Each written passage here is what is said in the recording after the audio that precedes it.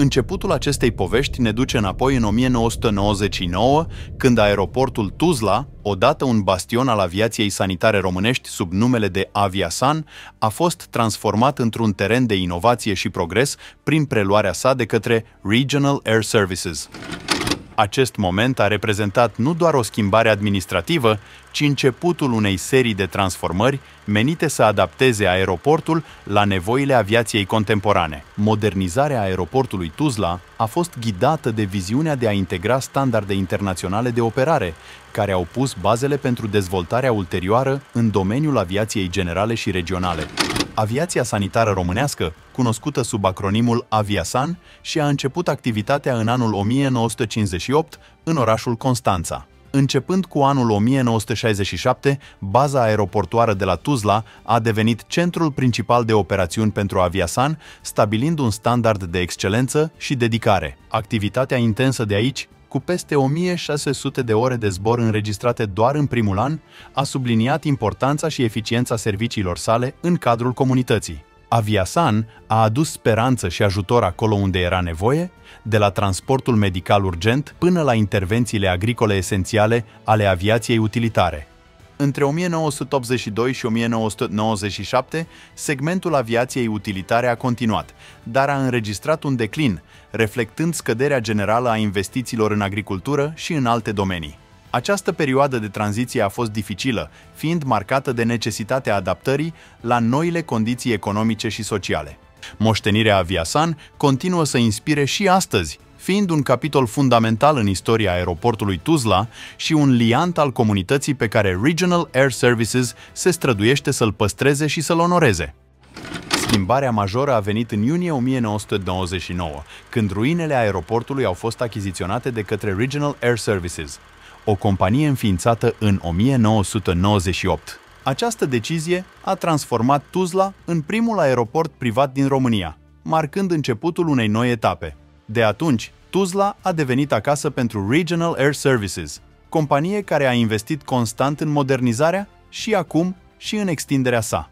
Cu ajutorul Regional Air Services, aeroportul Tuzla a început o călătorie impresionantă de transformare, care a dovedit că prin determinare și inovație, chiar și limitările pot fi transformate în oportunități.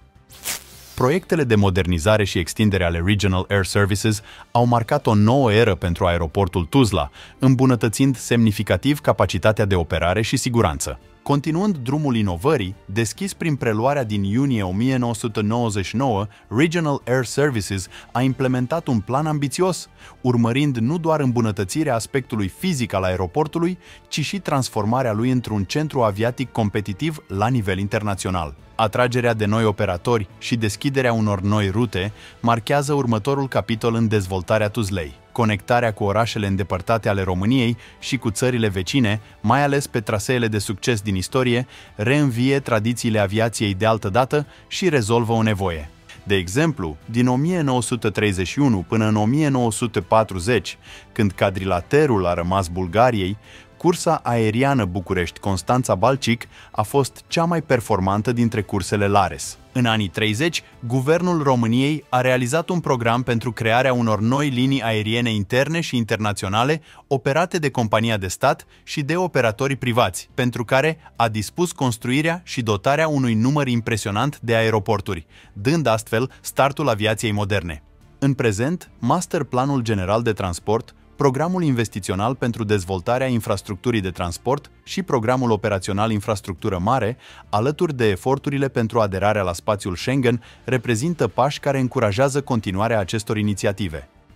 Modernizarea infrastructurii, a pistelor și construcția de noi facilități au fost realizate paralel cu implementarea tehnologiilor avansate, care facilitează gestionarea unui spectru mai larg de operațiuni aeriene. Un alt element cheie al strategiei de dezvoltare a aeroportului Tuzla a fost dezvoltarea în paralel a serviciilor suport, de întreținere pentru avioane, de alimentare cu combustibil, de pregătire profesională pentru piloți de avion și elicopter, pentru mecanici, pentru însoțitorii de bord și pentru lucrătorii din mediul offshore, în special din industria de petrol și gaze. Prin asigurarea acestei palete vaste de servicii, Tuzla nu doar susține operațiunile sale aeriene curente, dar contribuie la menținerea unui mediu sigur și eficient pentru industria aeronautică în ansamblul ei. Serviciile de căutare și salvare, inclusiv aeronavală și transportul aerian medical realizate aici, au fost, de asemenea, o premieră, un record pentru România și o încununare a moștenirii Aviasan. Acest accent pe pregătirea pentru situații critice subliniază rolul esențial pe care aeroportul Tuzla îl joacă în serviciile de urgență și salvare în regiune. De la pistele modernizate până la turnul de control de ultimă generație și facilitățile avansate de securitate, fiecare pas a fost calculat pentru a sprijini creșterea și a oferi servicii de înaltă calitate. Aceste eforturi reflectă angajamentul Regional Air Services față de excelență și față de promovarea unei culturi a siguranței și inovației. Investițiile Regional Air Services în securitate și siguranță subliniază angajamentul față de protejarea pasagerilor, angajaților și a întregii comunități.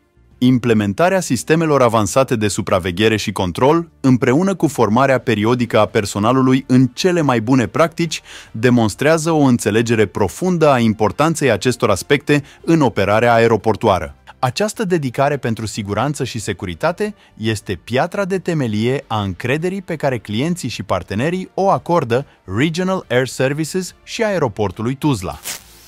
Un factor important pentru reușitele Regional Air Services este angajamentul său față de educație și formare. Cu o bază solidă în ceea ce privește infrastructura și siguranța, aeroportul a devenit un loc propice pentru instruirea aviatorilor. Crearea primei și celei mai prestigioase școli de zbor private din România la Tuzla este o realizare remarcabilă și o dovadă a dorinței Regional Air Services de a investi în viitorul aviației. Dar la Tuzla, instruirea nu se limitează doar la pilotaj. Cuprinde de asemenea pregătirea de mecanici și ingineri, radiotelefoniști, însoțitori de bord, angajați ai industriei de petrol și gaz. Această abordare holistică a presupus înțelegerea complexității și responsabilităților asociate cu aviația. Rezultatul este formarea unei noi generații de profesioniști echipați să facă față provocărilor acestui sector deosebit de dinamic. Regional Air Services desfășoară frecvent activități și evenimente pentru educarea și atragerea publicului prin organizarea de evenimente de profil, porți deschise, concursuri și vizite de aeroport în parteneriat cu instituțiile de învățământ sau pentru publicul larg, fără limită de vârstă. Evenimentele organizate de Regional Air Services, în special Aeromania, sunt exprimarea pasiunii pentru aviație și reunesc entuziaști din întreaga lume. Strângând anual peste 15.000 de participanți, Aeromania este de asemenea o ocazie de a reflecta asupra impactului evenimentelor de acest fel asupra dezvoltării regionale și a mobilității globale. Bucurându-se de notorietate și participare internațională, Aeromania oferă o platformă de dialog între profesioniștii din aviație și publicul larg. E un eveniment spectaculos, foarte așteptat, care dă o perspectivă mai clară asupra complexității și frumuseții zborului.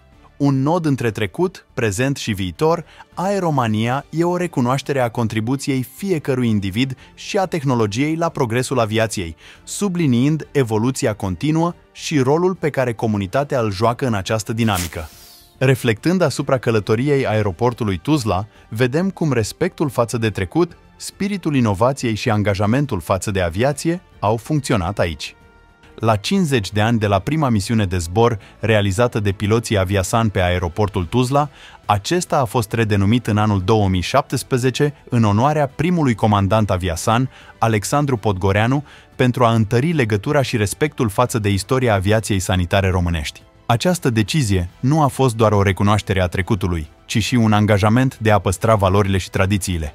Trecutul este prețuit prin păstrarea amintirii Aviasan și prin continuarea tradiției acestuia în aviația modernă, în timp ce prezentul și viitorul sunt modelate de viziuni îndrăznețe și investiții care redefinesc ceea ce înseamnă un aeroport regional în România. Aeroportul Tuzla a parcurs un drum lung de la originile sale ca bază a operațiunilor Aviasan, trecând prin transformarea în primul aeroport privat al României sub administrarea de către Regional Air Services, care a înfruntat provocările unei piețe dificile până la statutul său actual de centru inovator pentru aviația generală și regională. Tuzla nu este doar un aeroport, ci un punct de întâlnire pentru pasionații de aviație, un centru de excelență și un simbol al progresului. Prin echilibrarea respectului față de moștenirea sa cu adoptarea inovațiilor, aeroportul demonstrează că tradiția și inovația pot coexista, orientând aviația către orizonturi noi și promițătoare.